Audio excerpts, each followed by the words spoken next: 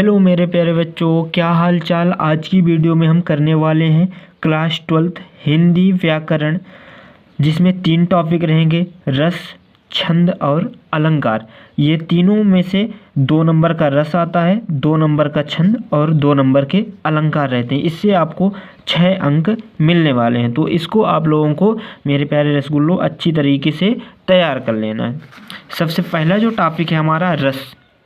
रस के लिए आप समझिएगा, रस किसे कहते हैं। जैसे अंगूर का रस हो, आम का रस हो, सेब का रस हो, इसको पीने से हमें यदि आनंद आए, वही क्या कहलाता है, रस कहलाता है।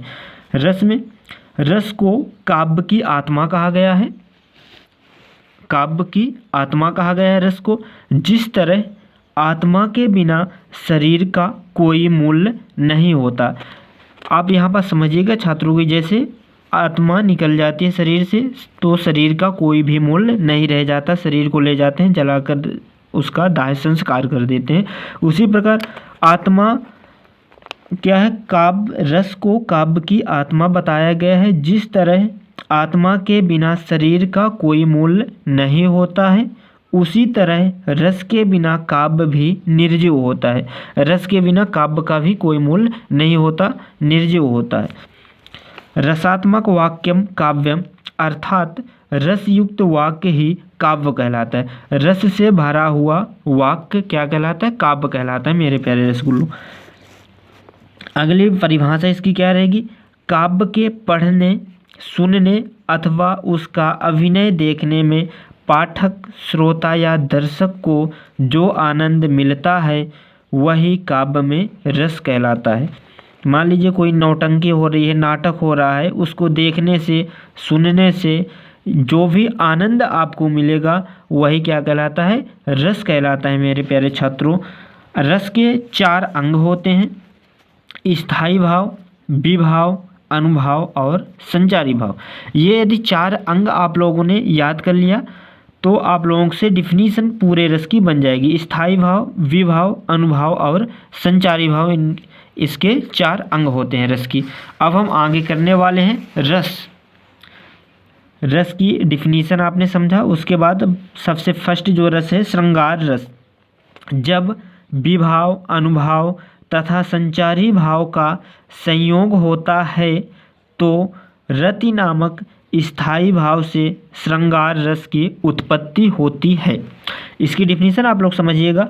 विभाव का मतलब क्या होता है छात्रों, दूसरे का भाव। अनुभाव का मतलब अनुसरण करके उसका भाव प्रकट करना, अनुभाव कहलाता है। तथा संचारी भाव का मतलब होता है छात्रों की, जैसे किसी बिजली का तार ले लें, उसमें क्या हो रही है, बिजली संचार हो रही है, वही क्या कहलाएगा, संचारी भाव कहलाएगा। का संयोग होता है तो रति नामक स्थायी भाव से श्रृंगार रस की उत्पत्ति होती है। स्थायी भाव का मतलब क्या रहता है, स्थायी रूप से कोई भी भाव प्रकट हो, वो क्या कहलाता है, स्थायी भाव कहलाता है। जहाँ एक उसका निर्णय क्या रहता है, फिक्स रहता है। उदाहरण, श्रृंगार रस की यदि आपको डिफिनीशन पूछ रहा है प्यारे रसगुल्लों की पेपर में कि श्रृंगार रस की डिफिनीशन लिखिए, तो आप लोगों को केवल संयोग श्रृंगार की डिफिनीशन देना है, वियोग श्रृंगार की नहीं देना। संयोग का मतलब क्या होता है, मिलने का वर्णन। वियोग का मतलब क्या होता है, बिछुड़ने का वर्णन। संयोग श्रृंगार की इसमें उदाहरण क्या रहेगा, कहत, नटत, रीझत, खीझत, मिलत, खिलत, लजियात, भरे भवन में करत है, नैननु ही सौ बात। कहत, नटत, रीझत, सीझत, मतलब इसका मतलब क्या होता है, कहत मतलब होता है छात्रों की कोई प्रेमी अपनी प्रेमिका से कुछ कह रहा है, जिसके कारण उसकी प्रेमिका, नटत का मतलब क्या होती है, मना कर देती है, मतलब ना ही कर देती है। रीझत, सीझत, जिसके कारण वो रिझिया जाता है या फिर गुस्सा हो जाता है। मिलत, खिलत, लजियात, जब वे दोनों मिलते हैं तो एक दूसरे से बात करते हैं और उसकी प्रेमिका क्या हो जाती है, लजिया जाती है, मतलब वो शर्मा जाती है, उसको शर्म आने लगती है। भरे भवन में करत हैं, नैननु ही सौ बात। भरे भवन का मतलब जहाँ पास भीड़ भाड़ होती है और जहाँ पास कई सारे आदमी होते हैं, मेला लगा हो या फिर पार्क में हो, वहाँ पास भरे भवन में करत हैं, नैननु ही सौ बात। नैनो से वो बात कर रहे हैं, यानी एक दूसरे से बात कर रहे हैं, एक दूसरे की तरफ देख रहे हैं। अगला रस वीर रस, इसमें हम मोस्ट इम्पॉर्टेंट रस ही करवा रहे हैं छात्रों। वीर रस, जब विभाव, अनुभाव तथा संचारी भाव का संयोग होता है तो उत्साह नामक स्थायी भाव से वीर रस की उत्पत्ति होती है। उदाहरण वीर रस का मतलब इसका छात्रों ये रहता है वीर रस में कि जिसको सुनकर या फिर देखकर आपके अंदर उत्साह उत्पन्न हो। जैसे इस समय ट्रेंडिंग पर तो गदर 2 मूवी चल रही है जिसमें वीरता नामक स्थायी व उत्साह का आरोप हो रहा है। और सेकंड मूवी आप ले सकते हैं माँ तुझे सलाम। ये इन सभी मूवियों को देख करके ऐसा लगता है उत्साह उत्पन्न होता है कि जैसे कोई हथियार मिल जाए तो सीधे जाकर पाकिस्तान का पोस्टमार्टम कर दे। उदाहरण इसका रहेगा बुंदेले हर बोलों के मुख, हमने सुनी कहानी थी, खूब लड़ी मर्दानी, वो तो झांसी वाली रानी थी। ये कविता तो आप लोगों ने पढ़ी होगी, इसीलिए हम इन्हीं से रिलेटेड कविताएं ले रहे हैं जो आप लोगों से रटी हो कविता। बुंदेले हर बोलों के मुख, बुंदेले का मतलब होता है हमारा भारत देश बुंदेलखंड के मुख, हमने सुनी कहानी थी। बुंदेलखंड के प्रत्येक व्यक्ति से कवि ने सुनी कहानी थी। खूब लड़ी मर्दानी, वो तो झांसी वाली रानी थी। झांसी की रानी ने बहुत ज़्यादा लड़ाई की अंग्रेजों से, उन्हीं की कविता का वर्णन यहाँ पास किया गया। अगला रस हास्य रस, जब विभाव, अनुभाव तथा संचारी भाव का संयोग होता है तो हास्य नामक स्थायी भाव से हास्य रस की उत्पत्ति होती है। इसका कहने का मतलब यह है छात्रों की जहाँ पर हंसी उत्पन्न हो जाए वो हास्य रस कहलाता है।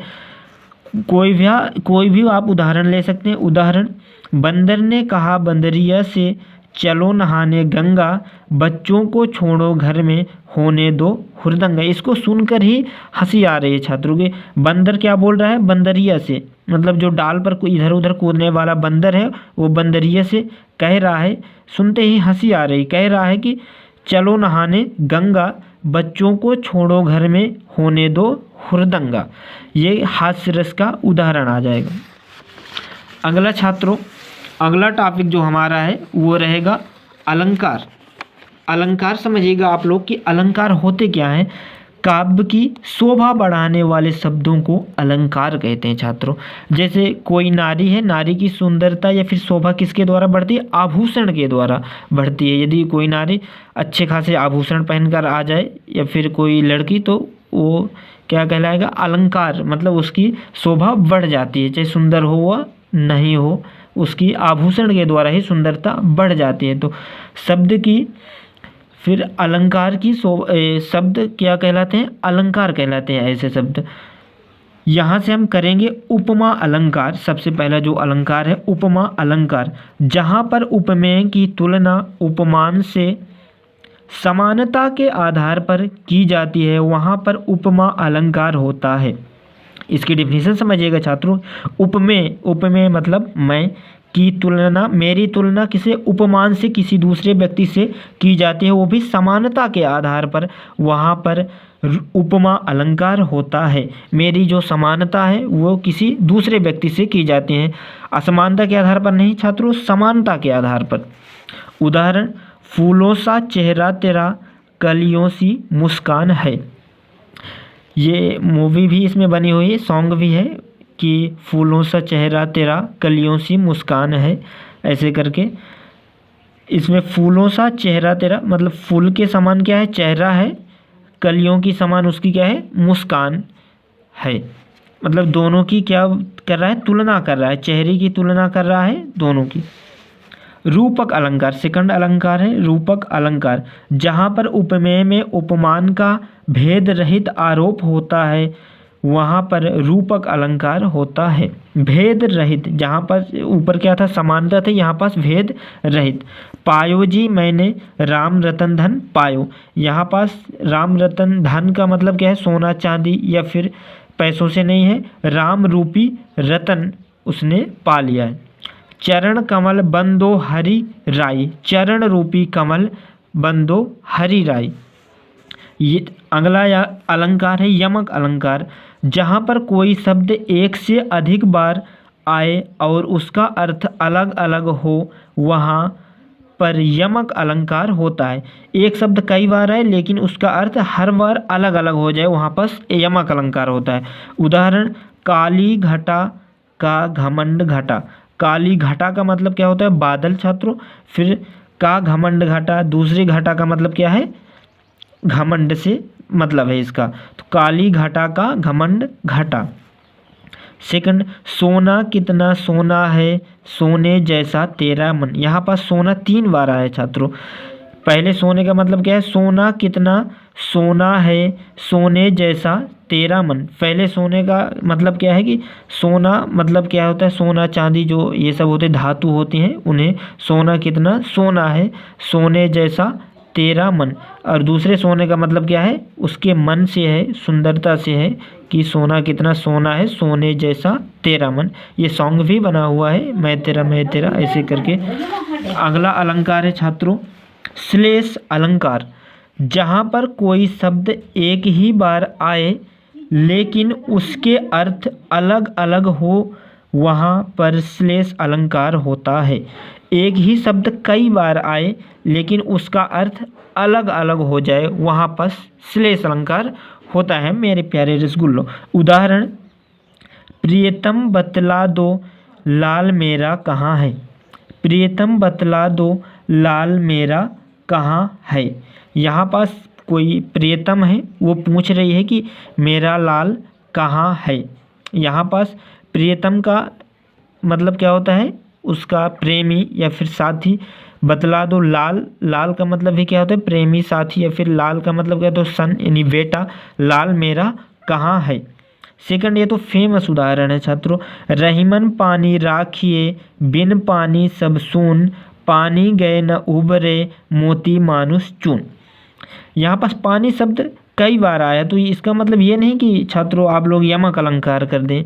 इसका पानी का अर्थ दोनों बार चेंज हो रहा है। रहीमन पानी राखिए, रहीम जी बोल रहे हैं कि पानी की बचत कीजिए, मतलब पानी को बचाइए।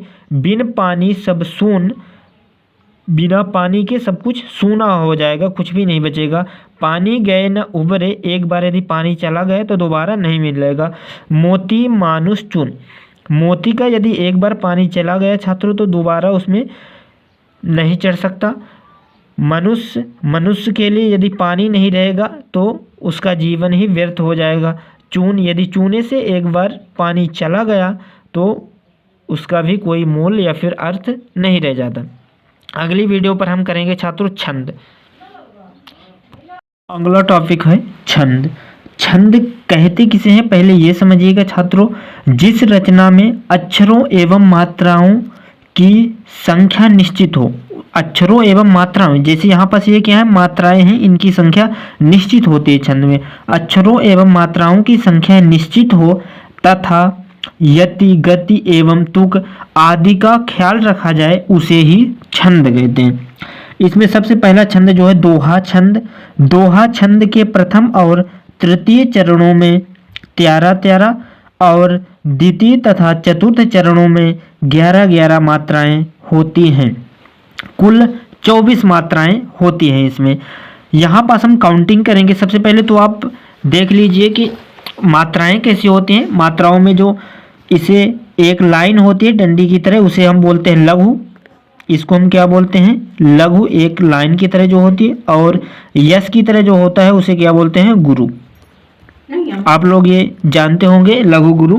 तो इसमें जो छोटा अ होता है और छोटी ई होती है, छोटा उ, इसमें क्या लगता है? लघु लगता है। बाकी और जितनी भी मात्राएं होती हैं अंग आहा तक की जितनी भी मात्राएं, सभी में गुरु होता है। 3 चीजों में छोड़कर छोटा आ, छोटी ई और छोटा उ, इसमें लघु रहेगा, बाकी सभी में गुरु रहेगा। यहाँ से आप समझिएगा मात्राओं में एक ही मात्रा है, लघु एक गुरु रहेगा दोनों में। यहाँ पास लघु, फिर यहाँ पास गुरु, फिर लघु, फिर गुरु, फिर यहाँ पास क्या आ जाएगा? गुरु गुरु, यहाँ पास भी गुरु, लघु, फिर गुरु और लघु यहाँ पास आ जाएगी। यहाँ की मात्राएं काउंटिंग करेंगे 2 4 5 6 7 8 9 10 11 12 13। 13 मात्राएं इसमें है। प्रथम और तीसरे चरण में 13-13 मात्राएं होते हैं। दूसरे, द्वितीय और चतुर्थ चरण में, दूसरे चरण और चौथे चरण में 11-11 मात्राएं होती हैं। यहाँ पास आप लिख सकते हैं 13 + 11 बराबर टोटल मात्राएं कितनी हो जाएंगी 24, और सेकंड लाइन पर आप लिखेंगे 13 + 11 बराबर, इसमें भी क्या आ जाएगा 24 मात्राएं। इसका दोहा का उल्टा होता है छात्रों सोरठा, आपको अगले स्टेप पर पढ़ाया जाएगा। सोरठा क्या होता है, दोहा का सेम टू सेम उल्टा होता है। यहाँ पर सोरठा की डिफिनीशन आप समझिएगा। दोहा छंद के प्रथम और तृतीय चरणों में इधर साइड क्या आ जाएगा 11-11 मात्राएं, और द्वितीय तथा चतुर्थ चरणों में 13-13 मात्राएं होती हैं, वो कुल 24 मात्राएं होती हैं, सोरठा कहलाते हैं। एकदम इसका उल्टा कर देना है। इधर साइड राधा नगरी सोए, इसको पहले कर देना है। मेरी भाव बाधा हारो, इसको बाद में कर देना है। इधर साइड भी इसको पहले कर लेना है, इसे बाद में कर लेना। अगला है चौपाई छंद। चौपाई एक सममात्रिक छंद है। इसके प्रत्येक चरण में 16 मात्राएं होती हैं। चौपाई जो होती है वो बड़ी होती है थोड़ा, इसमें 16 मात्राएं होती हैं। जैसे कि मात्राएं यदि आपसे बन रही हैं लघु गुरु की, तो आप लोग यहाँ पास लगा सकते हैं। यहाँ पास आएगा गुरु, फिर यहाँ पास छोटा है, छोटा गा और छोटा ला है, यहाँ पास लघु आ जाएगा, फिर यहाँ पास लघु तीनों में आ जाएगा। यहाँ पास लघु, गुरु, लघु और लघु, बड़ा हा है यहाँ पास, तो गुरु गुरु, और यहाँ पास क्या आ जाएगा लघु, यहाँ पास गुरु, फिर यहाँ पास भी रहेगा लघु, यहाँ पास भी आ जाएगा लघु, और आखिरी पर आ जाएगा यहाँ पास लघु, गुरु और गुरु। यहाँ की आप मात्राएं काउंटिंग करेंगे 16 मात्राएं होंगी, इधर साइड भी 16 मात्राएं। यहाँ से आप काउंटिंग कर सकते हैं 1 2, जो गुरु रहता है उसको 2 काउंटिंग करते हैं, 1 2 3 4 5 6 7 8 9 10 11 12 13 14 15 16, इसमें मात्राएं। उदाहरण क्या रहेगा, मंगल भवन अमंगल हारी, द्रवहु सुदशरथ अजिर विहारी। इसकी भी मात्राएं काउंटिंग करेंगे 1 2 3 4 5 6 7 8 9 10 11 12 13 14 15 16। चौपाई में 16 मात्राएं होती हैं।